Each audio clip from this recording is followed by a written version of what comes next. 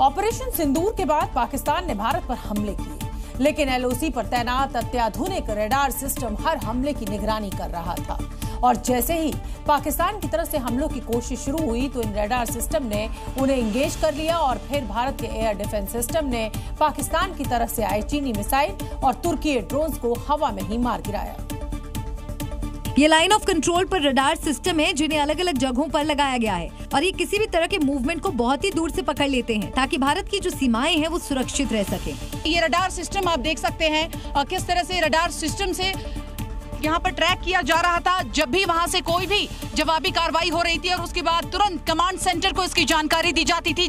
इसके साथ सभी एयर डिफेंस सिस्टम भारत की सीमाओं की निगरानी करते हैं। रडार सिस्टम से मिली जानकारी के बाद भारत के एयर डिफेंस सिस्टम दुश्मनों के हमलों को हवा में ही मार गिराते हैं। एक बार में आपको बता दें कई टारगेट जो है पाकिस्तान के उसको नेस्तनाबूद किया गया। साथ ही साथ आपको ये भी बता दें कि पाकिस्तान की ओर से जो हमले किए गए थे उसमें से एक भी हमला यहाँ नहीं पूरा हो पाया। ये वही इलाका है जहाँ पाकिस्तान की ओर से ताबड़तोड़ हमलों की कोशिश की गई।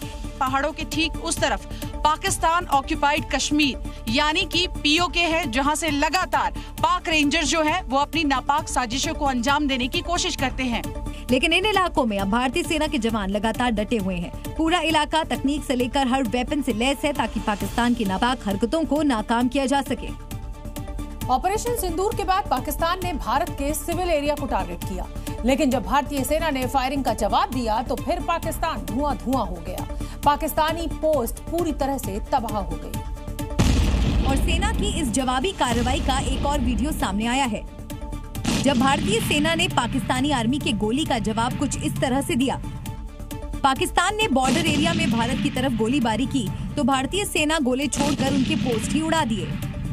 भारत ने पाकिस्तानी हमलों का जवाब इस तरह दिया कि पाकिस्तानी पोस्ट मिट्टी में मिल गए और पाकिस्तानी आर्मी पोस्ट छोड़कर भागने को मजबूर हो गए। सबसे पहले सीज फायर का उल्लंघन पाकिस्तान ने किया था।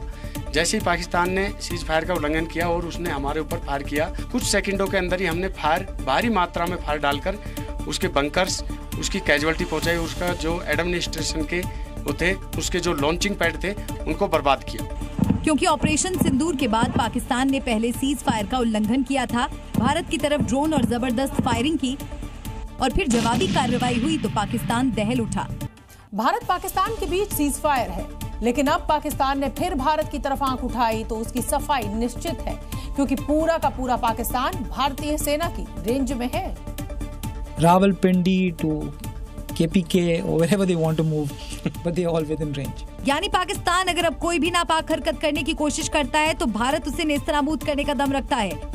वायु रक्षा महानिदेशक lieutenant general Sumer Ivan D'Cunha ने बताया कि भारत के पास पाकिस्तान में अंदर घुसकर सटीकता से हमला करने की ताकत है, चाहे वो रावलपिंडी हो, खैबर पख्तूनख्वा हो या कोई और इलाका, क्योंकि पूरा पाकिस्तान भारत की रेंज में है।